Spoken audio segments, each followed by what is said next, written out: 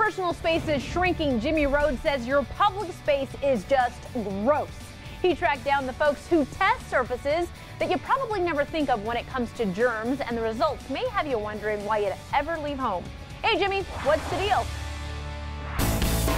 You keep your home neat and clean, but at some point, it's inevitable. You have to leave the house. And Lisa Yakis from NSF International says it's a germy world out there. We took samples from different places, and we boiled this list down to the top germiest spots. Buckle in, folks. This is gonna get ugly. First up, handheld game controllers. And they're not just in arcades anymore. These can be found in gaming centers or even theaters. These are handled by a lot of people. Okay, I get it. They're electronic. You're not supposed to get them wet, so how do you really clean these things? That's why a lot of the time they just don't get cleaned at all. So wipe that down before you play, and then after you're done playing, it's a very good idea to wash your hands thoroughly. Next up in the germy parade, restaurant food trays. It's hard to tell if that tray has been sanitized or even cleaned. Seriously, they're washing the dishes, just wash the stupid trays. When you're dealing with a restaurant tray, never put your food directly on the tray, and wipe that tray down before you put your plated or packaged food on top of it. Finally, just in case I haven't freaked you out enough already, get out of my sandbox. The #1 germiest place in public are sandboxes. These can be bacteria boxes. Bacteria boxes just in focus group well. Now, the vector here seems to be saliva or dirty hands or spoiled food. Because kids are filthy savages. But wait,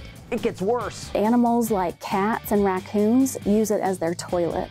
I will never play in public sand ever again. Is there anything we can do for sandboxes in our own backyards? Put the lid on top of your sandbox tightly when you're done playing. Change that sand out frequently. And when your kids and grandkids are done playing for the day, make sure they wash their hands thoroughly. My recommendation, get a bubble suit and never leave the house.